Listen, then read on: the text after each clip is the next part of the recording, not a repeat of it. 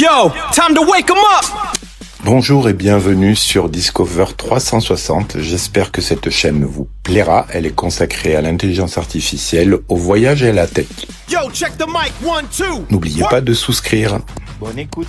Next cipher begin. Allez, c'est parti. Aujourd'hui, on va décortiquer un sujet qui peut vite devenir un casse-tête, la containerisation des applications Java. On va voir ensemble comment une étape qui a l'air toute simple peut en réalité cacher des pièges qui finissent par coûter très très cher. Sur le papier, ça a l'air facile, n'est-ce pas? On a l'impression qu'il suffit de mettre son application dans une petite boîte, de l'envoyer dans le cloud et voilà, le travail est fait. Mais comme souvent, la réalité est un peu plus complexe. Et c'est là que le réveil est brutal. D'un coup, les factures s'envolent, l'application se met à ramer et personne ne comprend pourquoi.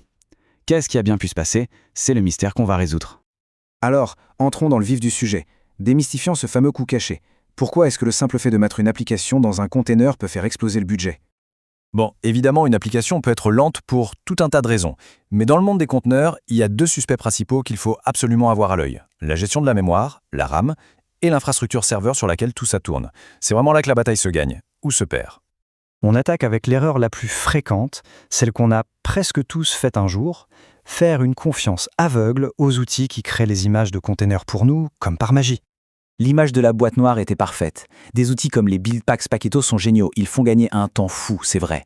Sauf que si on ne leur donne aucune instruction, ils nous fabriquent une boîte standard, une sorte de taille unique, qui bien souvent n'est pas du tout adaptée aux besoins réels de notre application. Et voilà le problème, illustré parfaitement ici. On pense bien faire en donnant 4 gigaoctets de mémoire au container, sauf que la machine virtuelle Java, la JVM, elle, n'en voit qu'un seul. C'est un dialogue de sourds. C'est la même chose pour les processeurs. On lui offre un palace, mais elle est persuadée de vivre dans un studio. Heureusement, il y a une solution pour reprendre le contrôle. Avec une simple variable d'environnement, Java Tool Options, on peut parler directement à la JVM et lui dire « Hey, regarde, tu as en fait 3 gigas de mémoire et 4 processeurs à ta disposition. » Et là, tout rentre dans l'ordre. Ok. Maintenant qu'on sait comment parler à la JVM, voyons quoi lui dire. Et le plus important, le nerf de la guerre, c'est la taille de la mémoire, ce qu'on appelle le heap. Le paramètre -xmx, c'est la règle d'or. C'est lui qui fixe la limite à ne pas dépasser pour la mémoire de l'application. S'il est mal réglé, c'est la porte ouverte aux très célèbres et très redoutées erreurs out of memory error. Alors, comment on trouve la bonne valeur ? En fait, c'est assez méthodique. Il y a 4 étapes. D'abord, on active les logs du garbage collector, le ramasse-miettes, pour voir ce qu'il se passe. Ensuite, on met l'application sous pression, avec une charge de travail réaliste. Puis on analyse les chiffres, et enfin, on règle notre -xmx juste un peu au-dessus du pic de consommation qu'on a observé. C'est tout. Attention, un chiffre à retenir. 2 gigaoctets. Ce chiffre anodin cache un piège redoutable. Si on alloue moins de 2 gigas de mémoire et qu'on a moins de 2 processeurs, Java peut prendre une décision pour le moins surprenante. Et voilà le piège, il peut décider de passer sur le Serial JC, qui est littéralement le ramasse-miettes le plus lent et le plus ancien de Java. C'est quand même incroyable, hein ?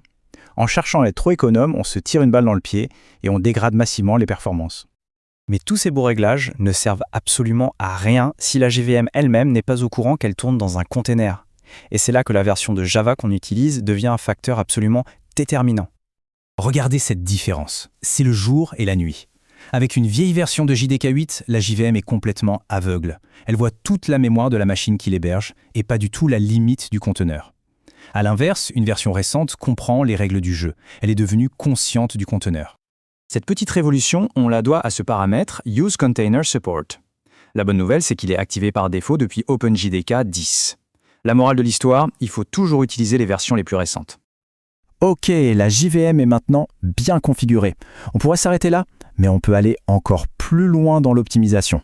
Comment ? En s'attaquant à la fondation même de notre conteneur, son image de base. Il existe pour ça des distributions spécialisées comme Alpaquita Linux qui est conçue pour être la plus légère et la plus efficace possible pour les applications Java. Regardez-moi ce chiffre, 3,32 mégaoctets. C'est minuscule. On parle d'une image de base qui pèse moins lourd qu'une seule photo prise avec un smartphone. L'impact sur la vitesse de déploiement et les coûts de stockage est juste gigantesque. Et concrètement, ça donne quoi ? Pour une application Spring Boot, par exemple, le simple fait de changer d'image de base peut faire économiser jusqu'à 30% de RAM. 30%. C'est un gain de performance énorme pour un effort quasi nul. Au final, la recette du succès est assez simple et tient en 4 points clés. D'abord, bien comprendre les vrais besoins en mémoire. Ensuite, bien configurer ses limites. Troisièmement, Utiliser une version d'OpenJDK qui est à jour. Et enfin, choisir une image de base légère et optimisée. C'est la garantie d'avoir des conteneurs qui sont à la fois rapides et économiques. Ce qui nous amène à une question de fond. La configuration actuelle de vos conteneurs est-elle vraiment optimale? Ou est-ce qu'elle cache, sans qu'on le sache, des performances bridées et des coûts qui pourraient être évités? Ça vaut peut-être le coup d'aller jeter un œil.